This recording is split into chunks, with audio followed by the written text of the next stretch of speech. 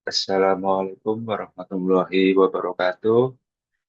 Saya Nisan Rizky Putra Adam, mahasiswa dari Universitas Brawijaya, Fakultas Vokasi, Program Studi Teknologi Informasi dengan NIM 233 140707111003. Saya di sini akan menjelaskan dan mengimplementasikan tentang autentikasi dan akses kontrol.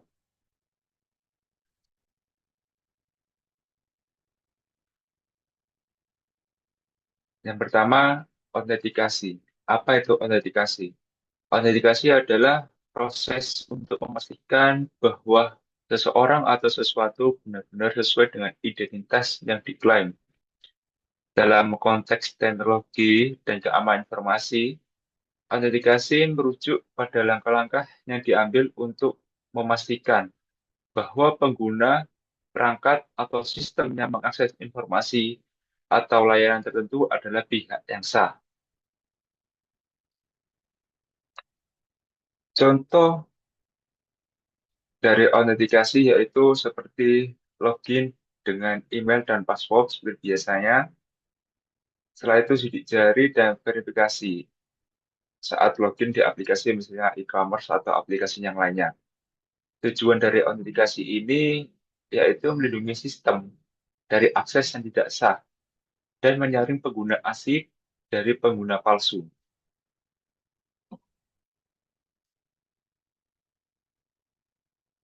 Setelah itu jenis-jenis autentikasi.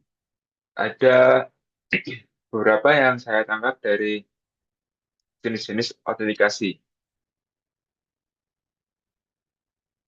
Ada beberapa jenis eh, autentikasi. Yang pertama adalah berdasarkan pengetahuan atau something you know.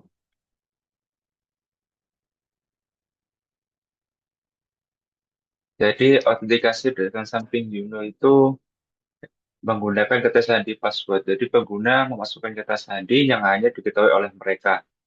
Seperti PIN. PIN itu sebuah rangka rahasia yang digunakan untuk mengakses akun atau perangkat.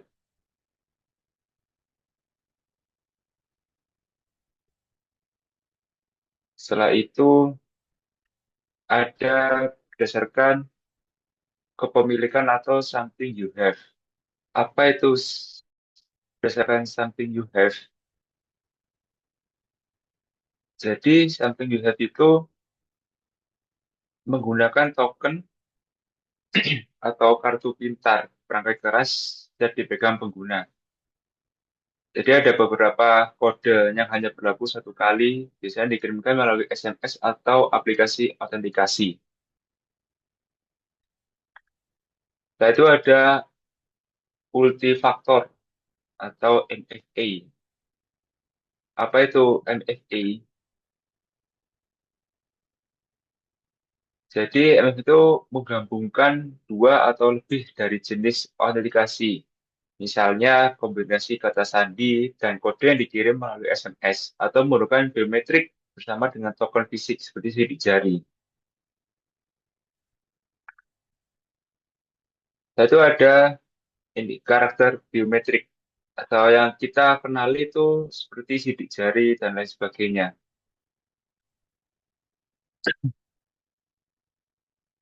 Jadi karakteristik biometrik itu seperti yang kita tahu nama lainnya adalah fingerprint, menggunakan sidik jari pengguna untuk mengidentifikasi mereka. Ada juga pengenalan wajah, pengenalan suara, dan iris mata untuk memverifikasi itu betul diri mereka atau bukan. Dan apa itu akses kontrol? Akses kontrol adalah mekanisme atau kebijakan yang digunakan untuk mengatur siapa yang dapat mengakses sumber daya tertentu dalam suatu sistem, serta di apa yang dapat dilakukan oleh individu atau entitas yang diberikan akses tertentu.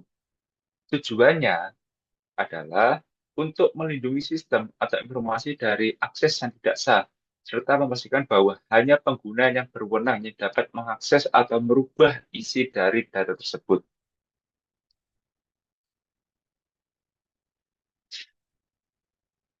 Contohnya seperti hanya admin yang bisa menghapus data atau menambahkan data. Jadi user biasa hanya bisa melihat tanpa harus bisa menghapus atau menambahkan data. Dengan akses kontrol ini, sistem jadi lebih aman, teratur, tertib, dan tidak semua orang bisa sembarangan melihat atau mengubah data.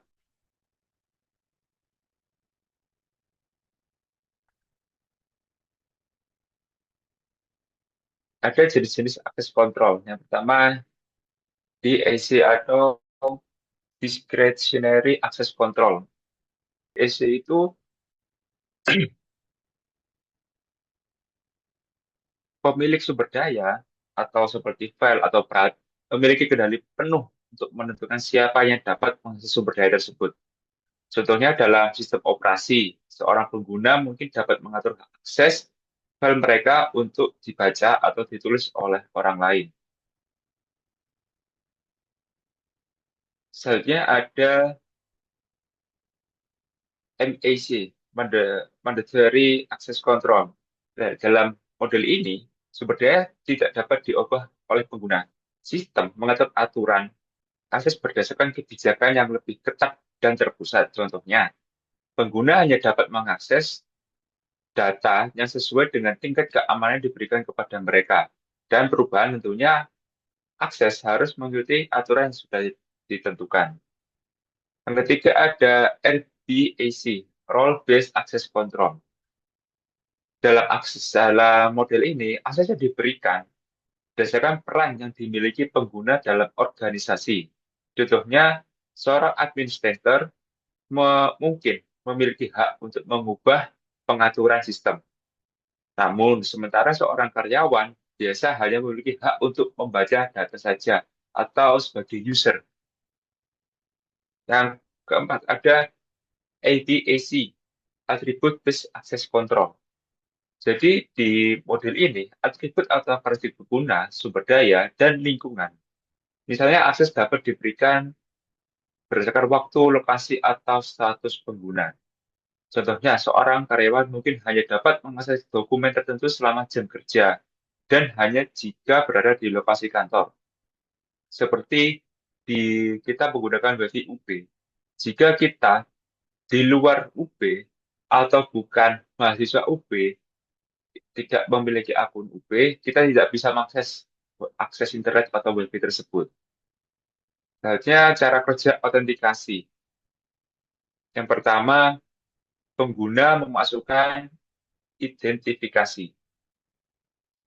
Pengguna memasukkan identifikasi. Jadi proses ini dimulai dengan pengguna memasukkan informasi yang mengidentifikasi mereka, seperti nama pengguna, atau email, atau langkah pertama untuk berikan sistem yang mencoba mengaksesnya. Setelah itu ada verifikasi identitas pengguna. Jadi setelah pengguna masukkan informasi identifikasi dirinya, yang kedua adalah verifikasi identitas pengguna, yaitu pengguna masukkan kata sandi atau PIN yang hanya diketahui oleh mereka atau diri sendiri. Jadi sistem akan memverifikasi bahwa kata sandi ini cocok atau enggak yang dimasukkan oleh pengguna tersebut. Dan itu ada pengecekan dan verifikasi oleh sistem. Jadi setelah setelah pengguna menggunakan dan memasukkan kata sandi, sistem memeriksa data yang dimasukkan oleh pengguna dan membandingkan dengan data yang disimpan di database cocok atau tidak.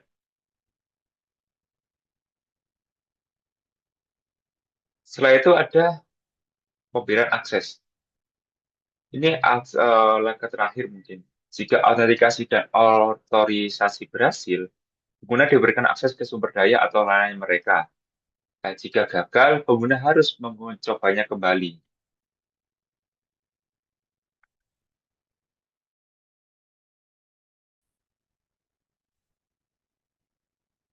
Baik, sekian presentasi. Saya akan Saya akan mengimplementasikan eh, project yang saya buat dengan memasukkan autentikasi dalam tersebut. Jadi, saya membuat sebuah web di sini. Saya menggunakan backend JavaScript seperti ini di Cyber.js dan Index. Kita akan mencobanya di index.html. Saya menggunakan backend juga tentunya dengan Postman. Kita coba di sini saya telah eh, memasukkan register admin, username-nya Adam dan password-nya admin111. Kita akan mencoba kembali. Ka- Saya akan memasukkan username baru. Contohnya Putra dan passwordnya 000 tiga kali. Kita send. Oke. Jika berhasil, message yang diberikan adalah registrasi berhasil. Kita coba di sini, kita cek di database dulu di Excel kita, kita refresh.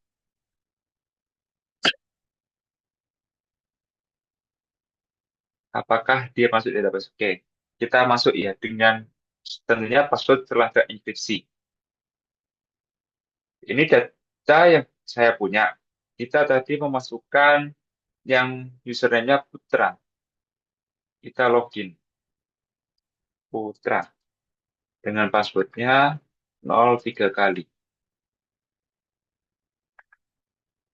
Oke, kita berhasil masuk ke portal berita. Coba kita logout kembali.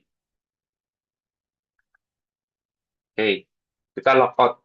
Kita coba back kembali. Apakah bisa atau enggak kita masuk ke halaman tadi, ke dashboard tadi. Oke, tidak berhasil ya. Oke, di- di- jadi jika kita keluar, terus kita coba kembali ke halaman tadi, kita diharuskan untuk login terlebih dahulu lagi.